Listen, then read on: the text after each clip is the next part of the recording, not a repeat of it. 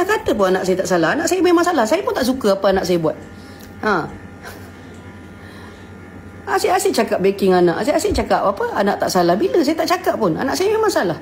Memang salah. Memang salah. Saya pun tak suka apa dia buat. Saya pun tak suka dia kahwin dengan suami orang. Tak suka. Tak suka. Kan harap faham lah. Tak payahlah memandai-mandai cakap begitu. Saya tak marah anak. Saya marah lah. Benda-benda yang salah mesti saya marah.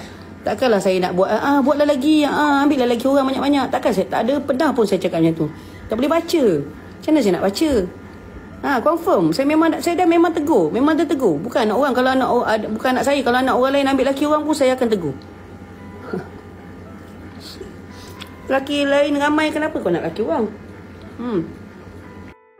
Kita baiklah. Kita baik dalam keadaan yang beramai-ramai macam tu. Terpaksa saya kalau saya berkeras, saya langsung tak nak jumpa dia orang, saya hilang anak saya. Sekarang pun saya hilang anak saya dah.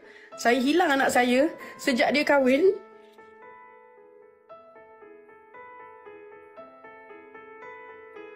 Sejak dia kahwin, saya macam tak ada marisa dah sebenarnya.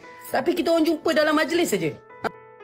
Kenapa saya tak minta maaf kat Umisha? Kenapa saya pula nak kena minta maaf? Datang rumah saya, tak pernah datang menghadap saya minta maaf, tak pernah. Yang datang minta maaf dekat majlis, minta maaf Mak. Macam tu sekali je. Saya pun tak bunyi pun, saya pandang je muka dia. Tak ada bunyi pun. Kenapa saya tak minta maaf kat Umisha? Kenapa saya pula nak kena minta maaf?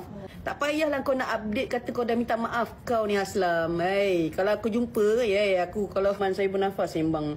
Sekarang bos saya bersama berbahas, saya jarang bersuara kerana saya di tempat dan kedudukan yang bersalah. Saya akui saya bersalah. Tahu pun kau salah.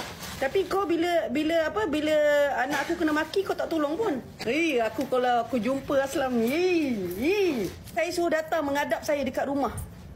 Sampai ke hari ni benda tak pernah selesai. Saya tak pernah berpeluang untuk bercakap dengan dia.